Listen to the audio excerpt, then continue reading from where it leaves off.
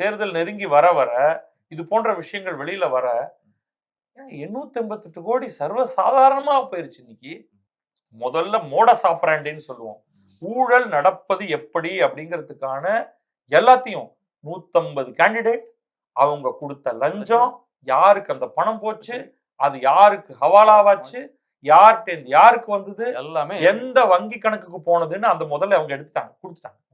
So நான் என்னன்னா, இப்போ இந்த ஊழலை பொறுத்தளவுல இந்த அரசு தப்பிக்க முடியாது, இதுக்கு பதில் சொல்லி ஆகணும், ஒரு வழியே இல்லைங்கிற மாதிரியான ஒரு இக்கட்டுல மாட்டிட்டாங்க அப்படின்னு இருக்கலாமா? இது நம்ம அரசு, அமைச்சர், அதிகாரிகள், வெளியில இருக்கக்கூடிய நபர்கள் அப்படின்னு பிரிச்சு இடைத்தரகர்கள் மாதிரி சொல்றீங்க. அதுல அந்த கேண்டிடேட்ஸ் அவங்க லஞ்சத்தை வாங்கி கொண்ட இடைத்தரகர்கள், அவங்க டைவர்ட் பண்ணி கொடுத்த ஹவாலா ஆபரேட்டர்ஸ், அவங்க எல்லாம் வெளில வச்சுப்போம்.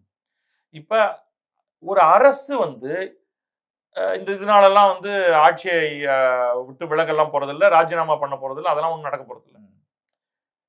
இந்த குறைந்தபட்சம் நம்ம எதிர்பார்க்கிறது இந்த அமைச்சரை பதவியிலிருந்து நீக்குவது.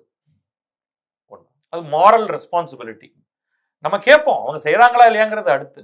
ஒரு குற்றச்சாட்டு வந்திருக்கு, தார்மீக அடிப்படையில் நீங்க முதல்ல பதவியிலிருந்து விலகுங்கள், ஏன்னா நாங்க இண்டிபெண்டன்ட் விசாரணை செய்யணும்னா நீங்க அந்த டிபார்ட்மெண்டோட ஹெட்டா இருந்தா எப்படி எங்களுக்கு தகவல் கிடைக்கும்? அதுவுமே நடக்கிற மாதிரி தெரியல. ஏன்னா செந்தில் பாலாஜியே மேல வரைக்கும் போய் அதான், அதனாலதான் நான் நம்ம எதிர்பார்ப்புகளை சொல்லுவோம், அப்புறம் இதுல எது நடக்காதுங்கிறதையும் சொல்லுவோம். ஓகே, சோ முதல்ல அது நடக்கணும்.